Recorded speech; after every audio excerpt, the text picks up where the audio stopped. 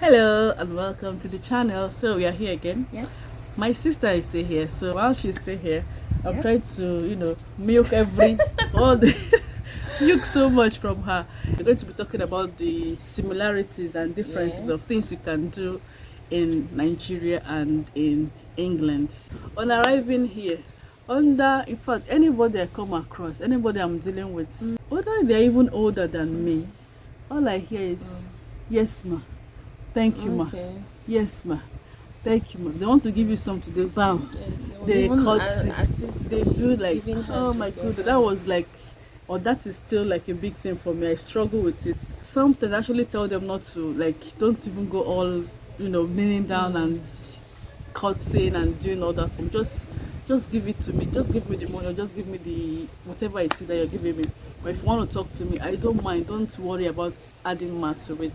Again, in England, I can't remember speaking to somebody apart from the one I told you earlier about my manager. Yeah. I can't remember speaking to somebody and adding ma or sa to it. So that's like a big thing for me in Nigeria. Do I like it? No, I don't, because I feel it's too patronizing if you ask me. Like, why ma? But why do you think they do it? It actually depends on the look of the person, on the let's say the appearance of the person they are Ah. addressing. Yes. If you see a neatly dressed person, or like a well dressed man or woman, and you can sense that, oh, this person may be rich or wealthy, so it tends to make them respect the person Yeah, more. I noticed that too. It doesn't The matter car the kind owner, of exactly. car you're driving, as long as they see that you have a car, you're Car. coming down from the car, you're getting the mas, the sir. Oh yes ma, oh welcome sir, oh anything for the boys ma. Like that is what you be getting. So but that's why I said it is quite patronizing for me. So I don't really make anything out of it. I just actually tell them not to go all crazy with the man and SARS for my husband. I remember when we came newly too, when the engineer that we called to install the DSTV cable came. He was fixing it at some point, but after fixing it, he needed to he needed to give my husband the remote. Oh my goodness.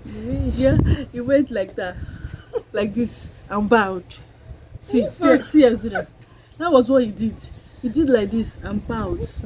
My husband was like, please, you don't have to do that. Like, it was just too much. So you can just see it's just too patronizing that I don't know. I don't feel comfortable Exactly. doing it. I just feel like they're taking a mic and they're just being silly. That's how I see it.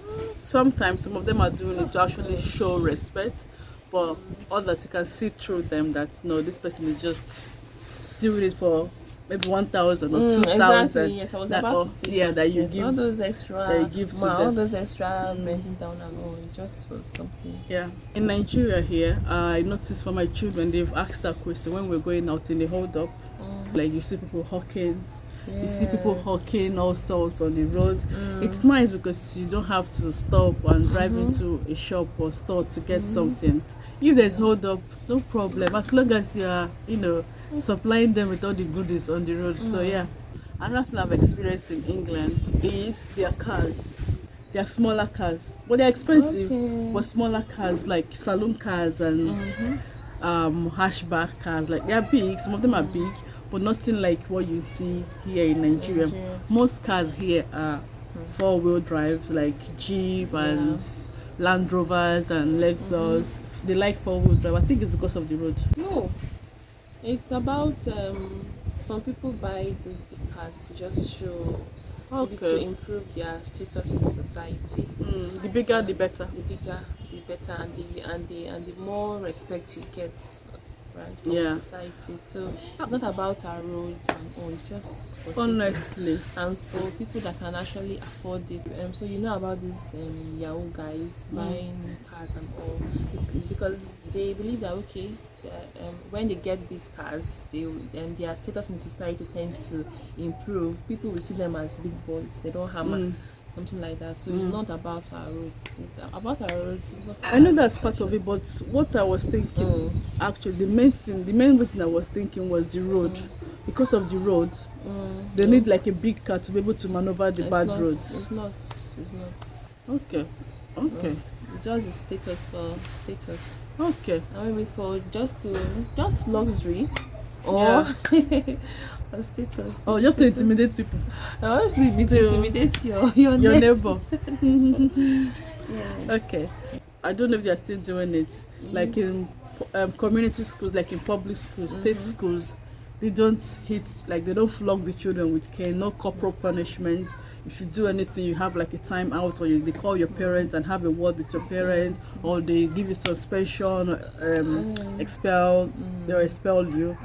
But I don't know if the situation is still the same. It like is I the left same, it. and Yeah. I think it will, it will remain like it. And you think it will still continue to be the It will same? definitely Why continue. Why you say it will definitely It's continue? actually our style. Of discipline. It's already exactly. It is already part of us. So when a student misbehaves, judgment comes immediately. Judgment comes. Exactly. So And the, it's the teacher doesn't have time to start giving you pep talk and stuff. That's after several warnings, though. The teacher would discipline you like immediately. Immediately. I also did that during the compulsory NYSC. you flog person pikin. I flogged though. Why you flog person pikin? Because the students were always misbehaving, always not paying attention, always making noise. So after several warnings, I couldn't help it anymore. Enough So I flog. How did you? What style it is? On the bottom, hand, back. hand now? No, I cannot. I didn't try flogging. But them that's on what they their do. I remember there. just flog them. Yeah, that's what they do. That's what they do. They flog you, hand, at the back, on the Yes, bottom, on yeah. the legs. Oh. Some go ahead to flog them. And they give corporal Some even go punishment. ahead to tell you to lie down on the desk. You can't try that because that's a very serious safeguarding issue. You don't go physical. You don't give corporal punishment. Like I said before, you call the child, you talk to the child. If it's getting too much, you call the parents in. If it's too much that the school cannot handle, they suspend or they expel the child, and that will be it. Yeah. Another thing I would like to talk about is the medication. Yes. Here in Nigeria, oh my goodness. Let me talk about the one in UK.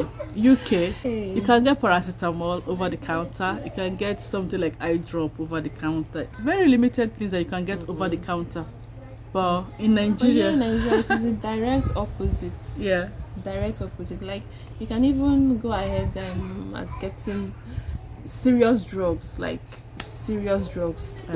over the counter without even doctor's like prescription. antibiotics, Exactly, antibiotics, even painkillers. drugs for high blood pressure patients and all. You can actually get drugs like that. So there is no limit as to how much drug you can get for the volume. So Okay. yeah, actually there is more freedom here But in Nigeria.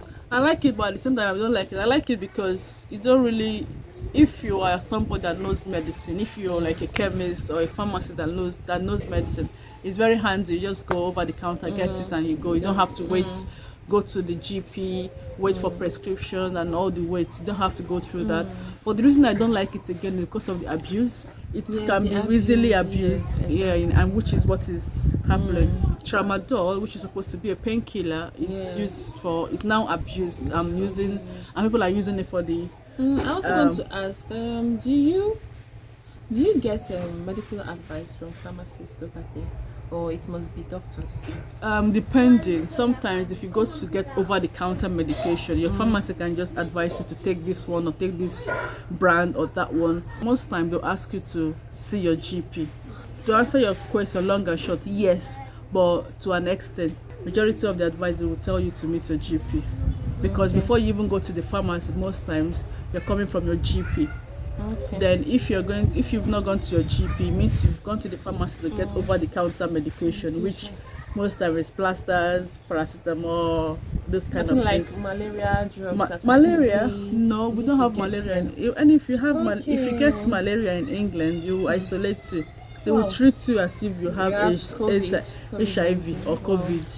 They will like isolate you and make sure that they treat you completely before they now release you back into the wilds again.